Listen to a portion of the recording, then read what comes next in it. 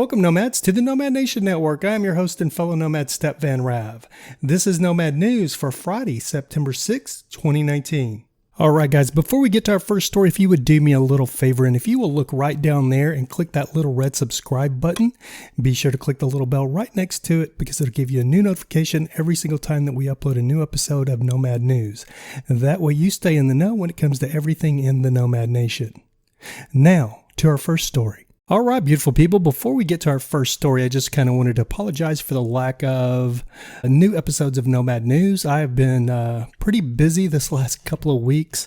Our CEO, for those that don't know, this is my office here. I work in a garment facility. We manufacture clothing.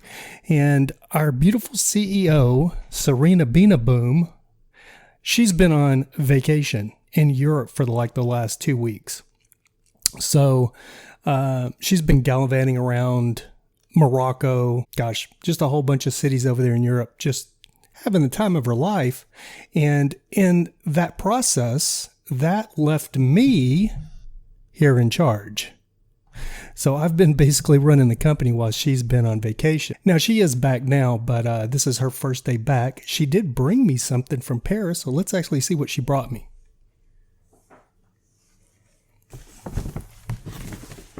Fancy bag. Illuminati. I really like the bag. And oh, look at that. She brought me some chocolate from Paris. Very nice. Yeah. Probably need to put that in the refrigerator so it doesn't melt. So anyway, guys, I just kind of wanted to give you a quick rundown of kind of the way things work here and the way I'm doing this Nomad News, how I'm running it. The way it works is, it is actually, you probably can't see this, it is 2 a.m. in the morning. So the way I do this is I actually work here all day long, doing my regular duties and my regular job. And then I started prepping for this show about 6 o'clock, trying to do some research, trying to find the stories, because I've been so busy, I really haven't been able to watch YouTube and actually watch the Nomads and see exactly what's going on. So I basically spent like 2 or 3 hours going through videos, trying to catch up with the Nomads that I usually watch. And there's not really any pending crazy news going on right now. Our first story is going to be what's kind of a trend, it seems like. And that trend is, it seems like there's some nomads that are getting off the road. Our first nomad story is going to be none other than our very good friend and fellow nomad, Chelsea Vicari. It looks like I watched a video a couple of days ago, or I watched a video about Chelsea where it said, sad edit, my last day on the road. It is Friday, September 6th. So she has actually got a live stream, it looks like, coming up today. So be sure to catch that. It looks like she's got it scheduled for today, where she's actually going to be doing a Q&A for anybody that's got questions about her actually leaving the road. Now, I've been watching Chelsea's channel for at least probably 2 years. Maybe a little bit longer. I actually had the pleasure of meeting Chelsea this year at RTR 2019, and she's just a beautiful soul. I really enjoyed hanging out with her. And, the thing about being a nomad is, I will say is, what most nomads won't tell you is when you're a nomad, it's kind of it's engraved in your soul that you like to be in different places. But then as much as you enjoy that and your soul longs to move around, it's also very nice to have like a home base or some place to come home to, and not actually having to be some other place, or, knowing that you're going to be moving in a couple of days. So we're seeing some nomads actually getting off the road, and it doesn't surprise me, 2 or 3 years for some nomads. I think 2 or 3 years is a good stretch. I'm going on 3 years, but this lifestyle fits me very well. But, you know, things could change next week. You just never know, you know, and I don't put any stipulations on myself that, oh, I have to live in a truck for 5 years or I have to live in a truck for 10 years. You know, the great thing for me about being a nomad and why this lifestyle fits me is because I just like to go with the flow. And with going with the flow, it looks like our next nomads that may be building a home base is going to be none other than Nomadic Movement. Nomadic Movement looks like they may be putting a tiny house homestead in Panama, which is kind of crazy because they are Americans. But my other friends from Wonderbus, when they gave up VanLife, they actually moved to Belize. Jimmy and Sabrina Horrell, who are very good friends of mine, they're actually living full-time in Belize, and they actually ran into Nomadic Movement when Nomadic Movement was going through Belize. So believe it or not, they didn't even know each other, had never met each other. But Serena and Jimmy moved to Belize, and it just so happened that Nomadic Movement came through Belize, and they actually ran into each other because they were like at the same hotel, same spot, which I thought was pretty cool. A crazy thing just happened. So this is our house where we're staying at right now, and check this out. So we just ran into the Nomadic Movement. Look at their doggy. The dog is actually right here. We're staying in here, and they parked right in here. This is insane. And right in here, the sprinter van must be Trent and Ali. You guys, this is so crazy. Like, this is our street, literally. We saw their bus earlier and Jimmy thought it was them. I was literally just on their Instagram like, is that their dog? It's totally their dog. So now we're just waiting for them to show up. Like, what a small world. This is incredible. How cool. But this is so random. They literally parked right in front of Like at our doorstep, almost like they came to see I'm us. walking in, and this is where they are. But do you want to let them like arrive with their groceries maybe? Okay. You guys gotta say hi. Hello. Hi. What a small world, seriously. This is insane. I mean, I couldn't believe it, is it? Yeah, I just got some groceries. Alright, so we had a really great time with this two couple of van dwellers, the Nomadic Movement, and Trent and Ali stopped by. And it was fun, catch up, exchange our stories, and now we're about to take a little picture. Oh, yeah. Van tour, Trent and Ali. Asian style showers, right? Minimal, very minimal. So you got your restrooms. I love how your quarters. kitchen is like looking out. Isn't it so nice? Yeah. And then we have an oven and a stove as well. Yeah. Oh my goodness.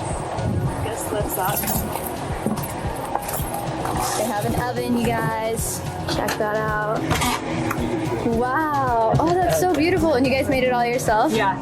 That is so beautiful. You guys have lots of storage. And this is our table. Mini fridge. Oh, it's so beautiful. I love it. Thanks. Nice. It's a mess right now because, you know, we're on the It's beach. nothing. Beach life.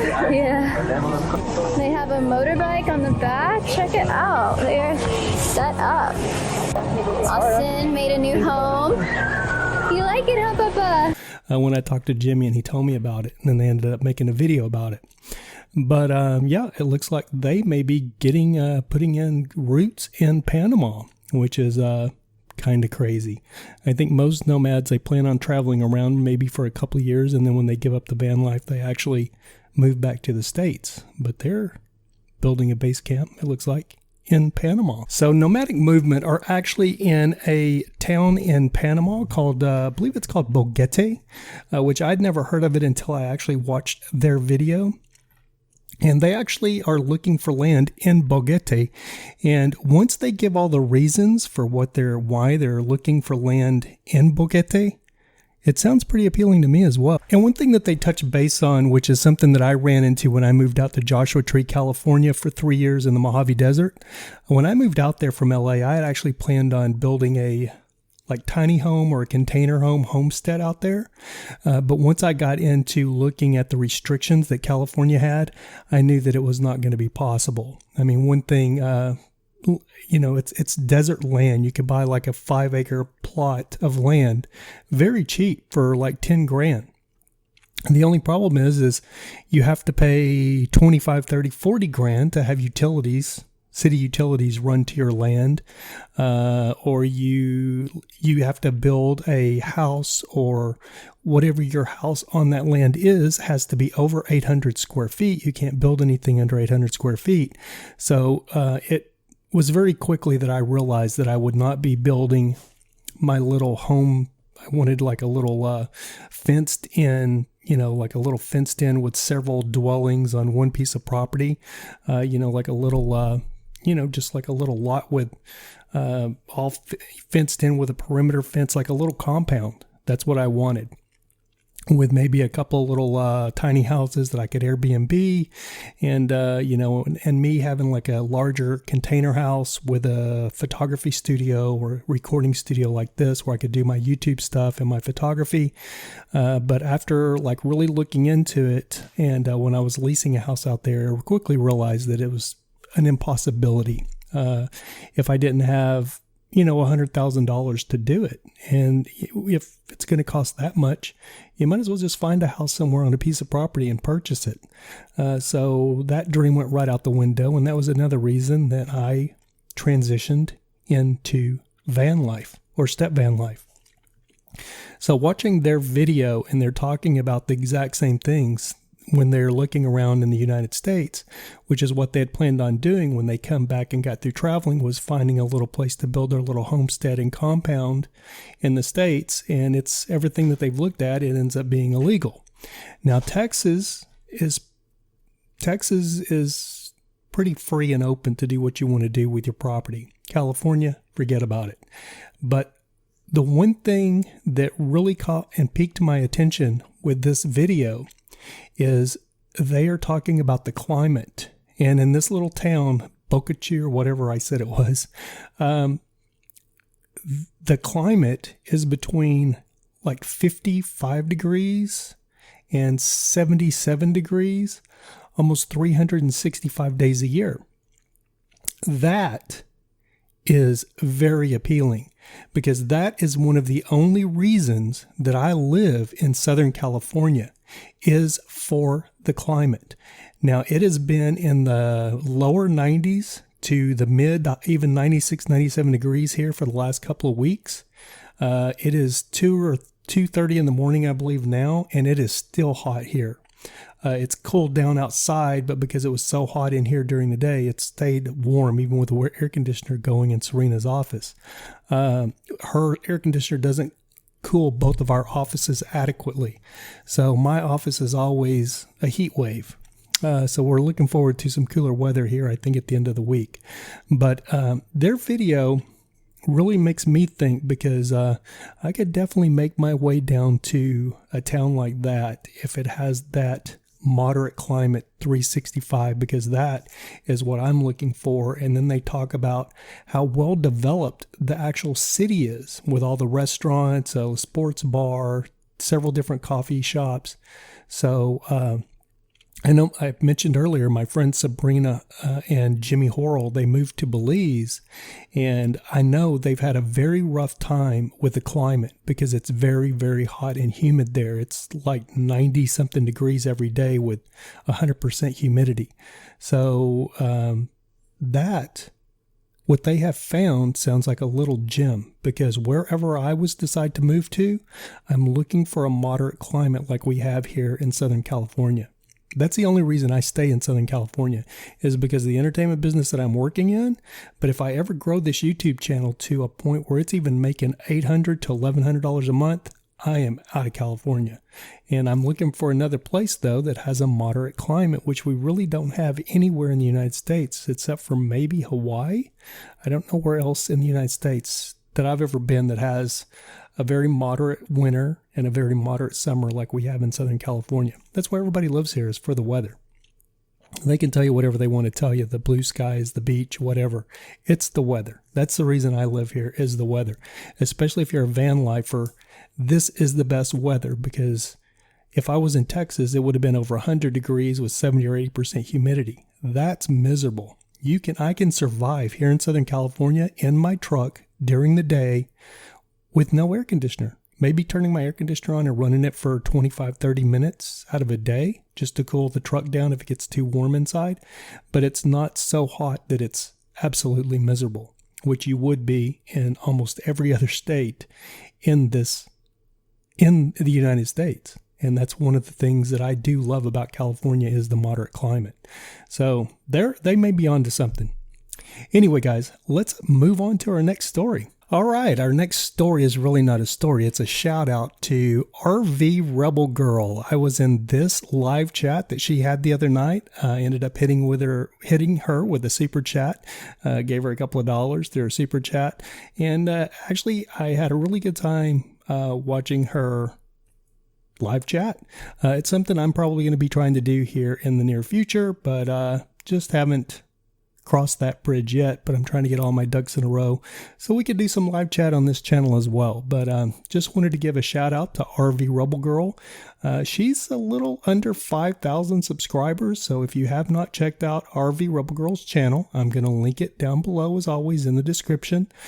Stop on over there, check her out. She actually lives in an RV, and I believe she's actually parked in Texas. I believe Oklahoma, Texas. She's in there somewhere. I think it's Texas maybe, but she is parked on, that could be completely wrong. She may be in Missouri, but I think she's parked somewhere on a private piece of property in her RV where she's hooked up, and she's she's doing pretty good, which that's what I dream about, is having a piece of property to be able to park on and be a full-time nomad, but just be able to have a pad to park my truck on and, just have a great place to park every night. That's my dream.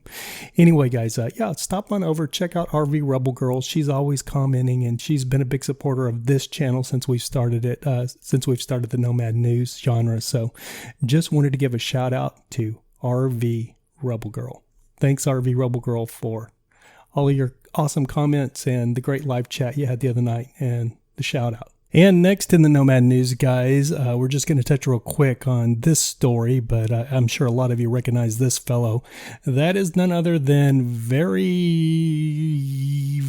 RV life, famous YouTube life for NomadicFanatic. We don't do any video cuts to NomadicFanatic because his network will actually copyright strike you to take the content down. So, but we will mention him. He did actually just hit 200,000 subscribers. He's like at 200,045 right now. So congratulations to Eric, NomadicFanatic.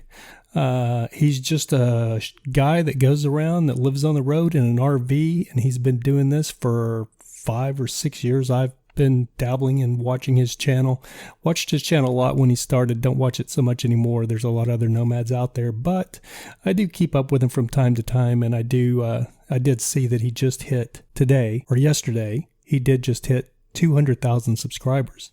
So congratulations, Eric Jacobs with NomadicFanatic, for a phenomenal amount of subscribers and hitting 200,000. And last but not least, guys, I wanted to give myself a plug and let you guys know, if some of you don't know, that I do host a VanLife podcast. It's called Gone Nomad.